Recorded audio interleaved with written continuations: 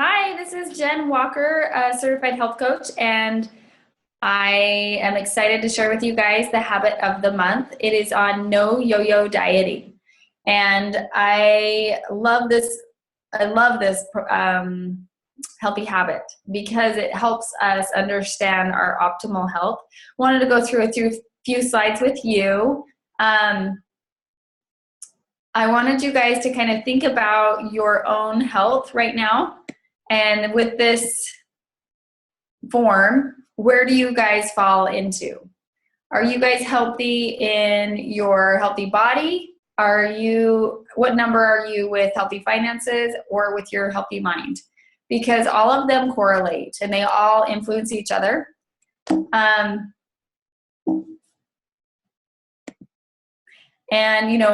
a lot of people here in America, we're not really going in the right direction with our health. I don't know if you can see that guy right there. So over the course of this year, we've been talking about these healthy habits. We've been talking about eating 6 small meals a day, the water, sleep, quiet time, support, activity, and then the creating long-term optimal health, which is not yo-yo dieting. Here's something that I love and have shared once before, but I just wanted to touch base real quick to understand that obesity is not only on the outside, that this is really something that influences you internally and also has a huge, these are just things that happen to your body, but a lot of it too happens in your mind of keeping that healthy mind. So there is one about quality of life, and stress and lots of other things, and depression. Those can be definitely dramatically decreased as you get healthier in your physical side, which affects many other portions of your health. Does anybody want to share Jared or Julia? We have them here with us today. I forgot to introduce them. They are super awesome, and Julia's a registered nurse, and Jared has been helping people for about 7 years with what he does as well. And so they have some great assets of knowledge. And I just want to know if you guys have anything you wanted to share up to this point. Yeah, sure. Yeah, you see those numbers there. They're kind of crazy when we think about it. And 7 years ago, before I lost my weight, I didn't really see that in the world.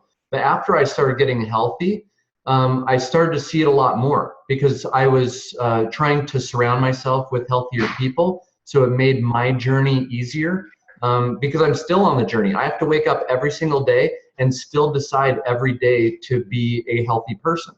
So 3/4 or 2/3 of the people in America, adults, are overweight. Half of them are obese. That's above a 30 BMI. The 17% children, adolescents who are obese, that's kind of a crazy number because in 2009, they changed the age group that they tracked from ages 11 through 19 now down to age 2 because there were so many kids ages 5, 6-ish that were being diagnosed with things like type 2 diabetes. And so overweight and obesity is every year kind of switches back and forth between smoking and obesity being the #1 preventable disease.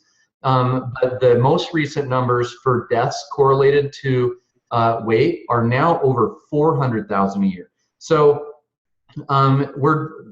it's crazy. It's something that we have complete control over, but we don't have complete control over in our society because there's a lot of myths and misconceptions about how to be healthy and what health actually is. Health isn't just being skinny, right? When I was a kid, I was skinny, but I wasn't healthy. And that's what led to gaining weight in my adult years and stuff. So I just plead with people to focus on your health, not on skinniness or a number on a scale or something like that. Just start your journey and the journey will take you where you need to be on as a number on a scale, but becoming a healthier person rather than becoming a number on a scale. Perfect. Like that's right there. And what we are doing here as families is helping each other and being that support to each other and getting the view. And us as parents, I think, can really help our children understand the long-term effects of our health, and that it's not a number on the scale, just like Jared said, and it's not about just that pant size or whatever it is, but just making good choices, bringing nutrition to your body. So I love that. And that's a crazy statistic as well. One in in 1 year, people spend more money on fast food than they do on education. Like, kind of scary. So what we can do, what do we do here from now on? So what are we going to do in our own families to help with this? So I want to talk about a few things as you are on your health journey. This is maybe, maybe in the past you've done some dieting or something like that. This is maybe how you felt before you started your diet, so to speak. And, I have a video right here I want to share with you. It's really short, and listen to what the boy says. This is pretty cool. And applying this to your dieting life, or like that number on the scale, or the whatever. So short-term goals. This is pretty cool. Let's see.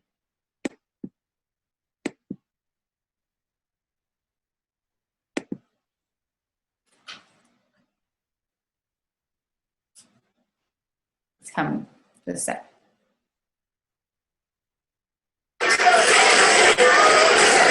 Nicholas, are you ready? We're about to go on your first roller coaster, buddy.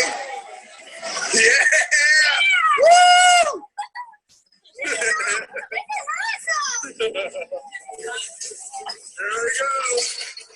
go. We're going up the drop. Here we go. Woo!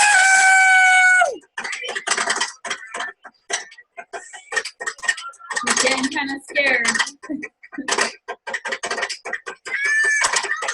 Oh, yeah, Nicholas. It's all good, buddy. Did you hear him say that? Come on, here we go. Hold on. Oh,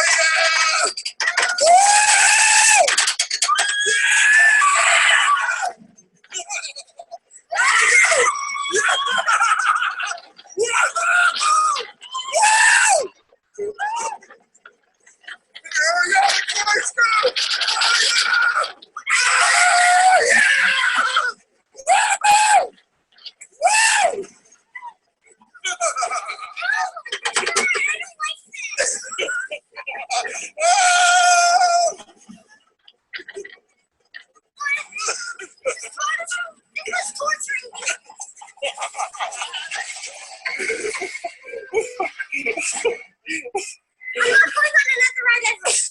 Oh, come on. That was fine. No, it wasn't. I was holding. I hated the upside down loop. So scary. Okay. So I feel like that is a good indicator of how someone could find themselves on that journey of having it be a yo-yo diet. So that reminds me of a yo-yo diet. That means, is your health journey going up and down like this? Or are you envisioning your future? So think about your past. Like, have you fluctuated a lot with your weight? A lot of times, maybe stress or other indicators that maybe bring you to fluctuating in your weight. So some of the things he said at the beginning, he was like, "This is awesome." And then he said, "I'm scared." And then he said, "I don't like this." And he said, "This is torture." And then by the end, he said he didn't want to do this again.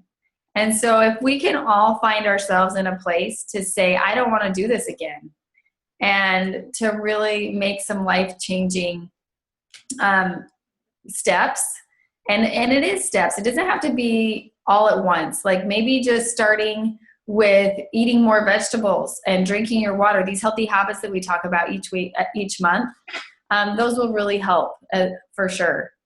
Any other thoughts on that concept, Jared? Yeah, it's the story of our lives, right? Even when we're healthy, I lost 50 pounds 7 years ago, and I haven't regained weight.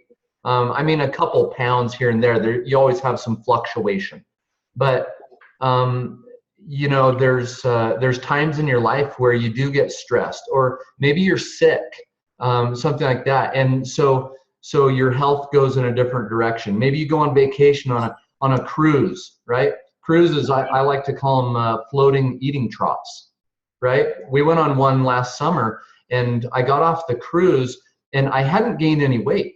Actually, I actually lost 2 pounds, but I didn't feel good because the food that I was eating, I was really mindful of what I was eating, but it just wasn't the highest quality nutrition that I focus on getting in my body on a daily basis.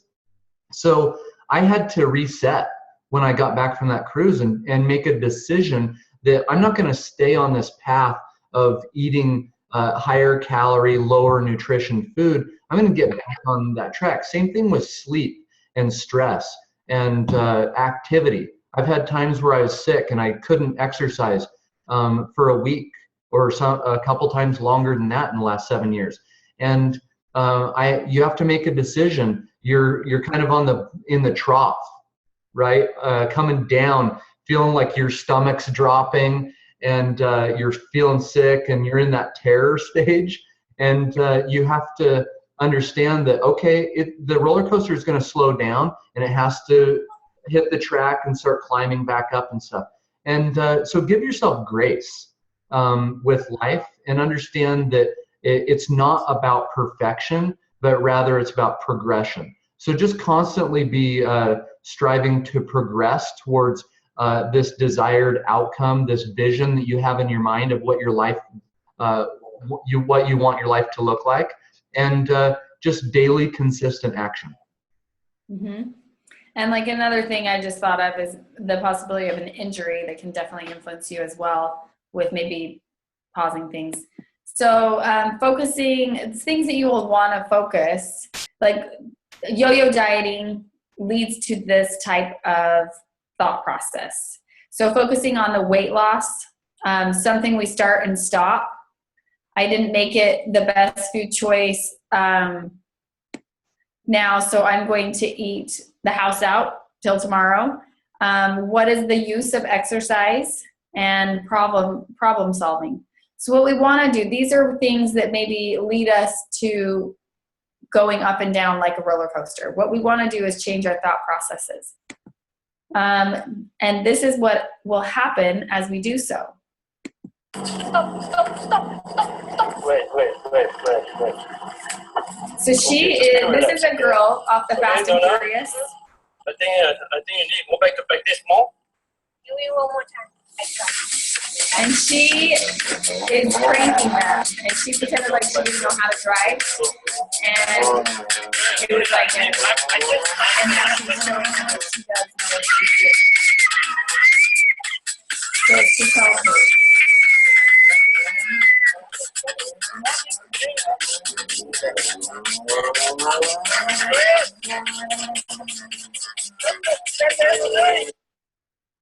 So that was just really a short clip to show that she totally pranked them. That was pretty funny. And there's another one that they have of a race car driver who test drives a car. And at first he acts like he doesn't know what he's doing, which maybe we don't know what we're doing. And then once he gets going, he's going. And it's kind of amazing when you have the right tools and you have the right mindset, you can really get a lot further in your health journey.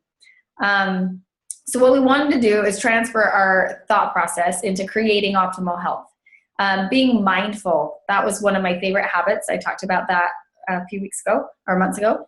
And writing down your thoughts. Have you ever done a thought journal? And today's society, I think there's a lot of negativity. And so understanding what's going on in your mind and trying to work on that and making things be more positive and understanding what from the past has maybe made you think that way and how you can change it. Thinking about what health means to you. What does it mean? Is it feeling good? Is it getting more energy? Reminding yourself that you can eat whatever you want, but does that particular item that you're going to eat bring you what you want? Two totally different things. Learn every day and ask, why am I doing this? Why am I trying to be healthy for my family, and helping your kids understand long-term. In fact, I don't like my children using the word skinny, and I don't like them using the word fat.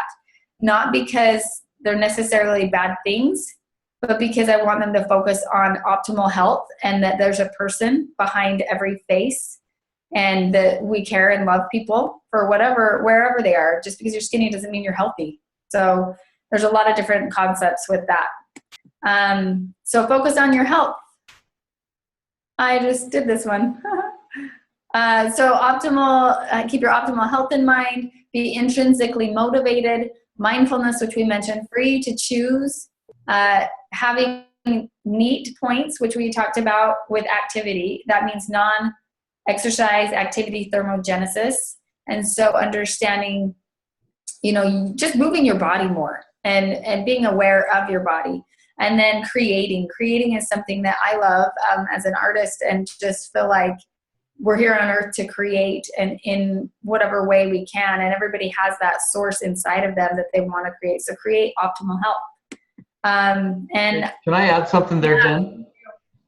I love the idea of mindfulness, and mindfulness is recognizing, to me, is recognizing all of the thoughts of our brain, right? I think we've talked about it before, but we call it the two-part brain. All of us are blessed and cursed with two main parts of our brain. One is our limbic system. It's like around the brain stem and the middle part of your brain. And then there's the prefrontal cortex, that is the human part of our brain that separates us from a lot of other animals. And the limbic system, its job is to help us survive. It's the center of our brain that leads us towards pleasure and away from pain. If you're being chased by a bear or a tiger, it's the fight or flight center. It's like, hey, I've got to turn around, fight this animal, fight the stress, fight the temptations, fight the urges, cravings, things like that. Or it's the center also that says, hey, I've got to succumb to this, and this is pleasurable. It's going to help me to avoid the pain or remedy the pain. It's the part of our brain that where addiction is created.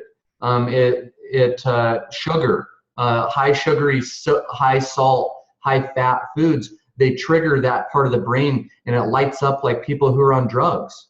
And it makes us remember that pleasure, or sometimes that it covered up some pain. So that's one of the reasons that but it's also the part of our brain that propagates our species. Like if we didn't have that limbic part of our brain, there'd be no people, because none of us would want to procreate. So it's a good part of our brain, but it can also fail to serve us very well. So when I hear that word mindfulness, it's really being aware of your thoughts. And I love that you brought up the thought journal, because sometimes you have that thought journal right there with you. Sometimes you don't. But remember to be aware of your thoughts. And when you crave certain things, maybe it's something as simple as saying to yourself, isn't that interesting that I'm thinking about something that way? So psychiatrists and psychologists talk about how our brains think, and when we're stimulated by something, the heightened sense of emotion happens in the first 90 seconds in response or reaction to something happening. So if you since we're talking about health, and specifically about food a lot of times, when you have a craving, the highest sense of that craving is going to happen in the first 90 seconds after the thought. So if you remove yourself from that situation for 90 seconds, and Jen has talked about this, she especially talked about it a few months back when we were talking about water. Remove yourself from the situation, drink a glass of water, talk to yourself for a few minutes. If you have to do it out loud, and say to yourself, isn't that interesting that I'm thinking about food right now? I just ate maybe a half an hour, an hour ago. I don't need to eat again right now. So why am I so much craving this food right now? And just think about yourself, and then think about, okay, what do I really want now? Because we all have competing values in our life, and some people value food, right? It may be part of family traditions or something like that. So there's that, and I'll use the example of holiday meals. You have a value, you have a family tradition value of you're centered around food, about eating good food and stuff like that. But you also may have a value of, hey, I want to be really healthy. So sometimes you have to make a decision. What is more important to me in this moment? Is my highest value eating this food, or is my highest value to be healthy? But how can I reframe the family tradition? Okay, I can eat healthier food in that situation and focus more on my relationships. So it's just about taking yourself out of that moment, being mindful of what you're thinking about, rather than just being reactionary. Now you're choosing to respond rather than to react. And that's what I think that's what creation is all about. You get to choose what you're creating rather than just being responsive and reacting to whatever's facing you in life. Thanks, Jared. That was awesome. Yeah, love that. And if you, like, he was talking about value of food. And I've always loved to cook, and learning how to cook things that are amazing, that are still healthy for you. I mean, good food tastes good. If you're stuck on recipes, let me know. I have some recipes for you, and happy to help. So if you need any personal care as well, I'm always here, and we support you, and we're excited that we're all moving forward with our health. So thank you for your time.